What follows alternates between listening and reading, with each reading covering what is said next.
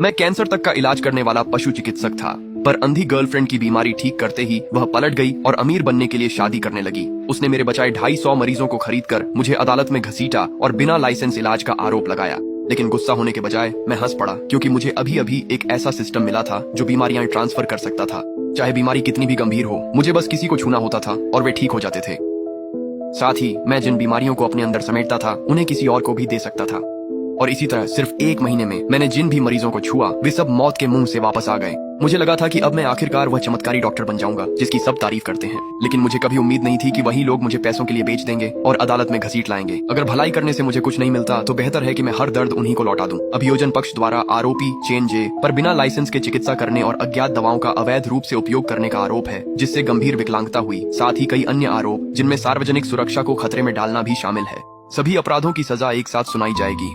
क्या आप दोषी मानते हैं? मैं प्रतिवादी की मेज पर ठंडी हथकड़ियों में खड़ा था। न कोई गुस्सा था, न कोई चिल्लाहट। सच कहूँ तो मुझे तो हंसी आ रही थी। 320 साल, इन्होंने तो सच में इसका हिसाब भी लगा लिया। मेरी नजरें दर्शक दीर्घा पर गईं, जहां वे सभी 250 लोग बैठे थे।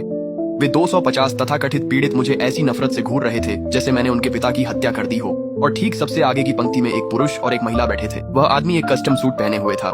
उसका नाम वांग शाओजी था। वह शहर के सबसे अमीर आदमी का बेटा था, एक असली अमीरजादे वारिस। वह महिला उसकी बाहों में सिमटी हुई थी, बिल्कुल मासूम और पवित्र दिख रही थी, जैसे कोई सफेद कमल। लेकिन जिस तरह से वह मुझे देख रही थी उसमें घृणा और तिरस्कार भरा हुआ था। उसका नाम लियू रुयान था।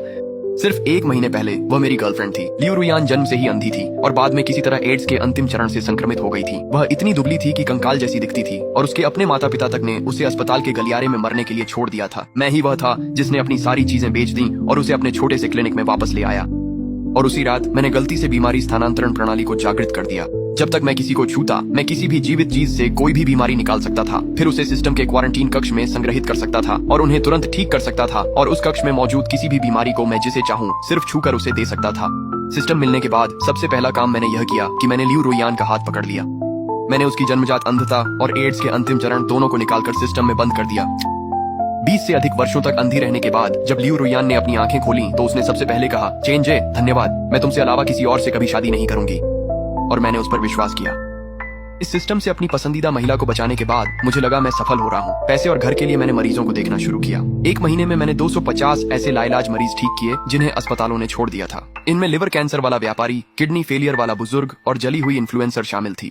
मैंने उनसे कभी अतिरिक्त पैसे नहीं लिए, सिर्फ बुनियादी पोषण की लागत भर ही ली। उस समय वे मेरे सामने घुटनों के बल गिर गए और मुझे जीवित संत कहने लगे। उन्होंने कसम खाई कि वे मेरे लिए एक मंदिर बनाएंगे।